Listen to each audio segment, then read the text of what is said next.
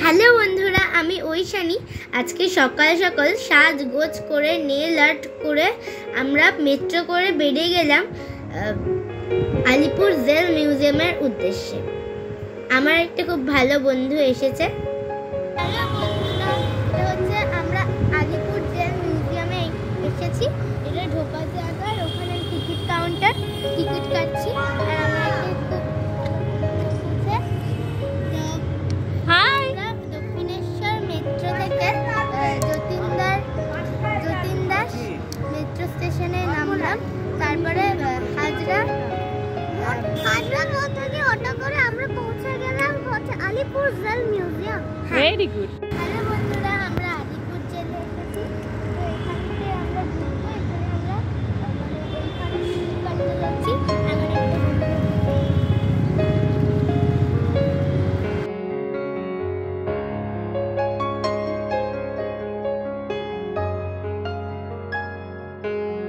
আমরা আলিপুর জেলে এন্ট্রান্সটা এরকম।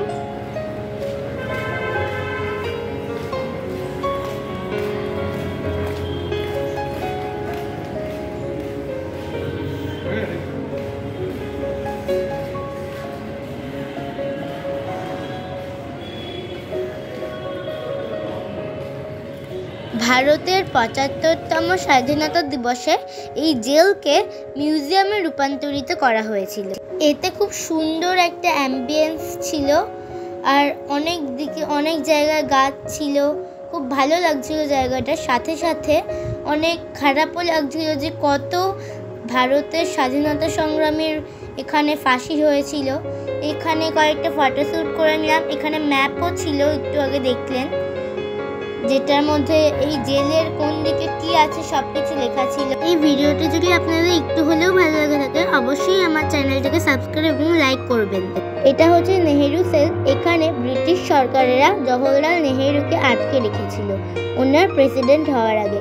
আমি সম্মানীয় জওহরলাল নেহেরুকে প্রণাম করে নিলাম। আর এখানে ইন্দিরা গান্ধী মাঝে মাঝেই তার বাবার সাথে দেখা করতে আসতো।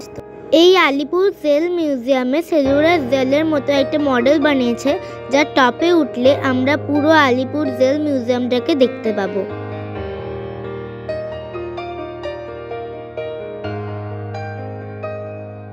এই জায়গাটা আমি ভিডিও করেছি কারণ এই জায়গাটা খুব ভালো লেগেছে। এতগুলো গাছ এবং উপর থেকে ভিডিও করলে খুব ভালো লাগে। আমি জানি অনেক নড়েছে, এবার কেমন লেগেছে আপনারা অবশ্যই কমেন্টে বলবে আমার ভিডিওটা।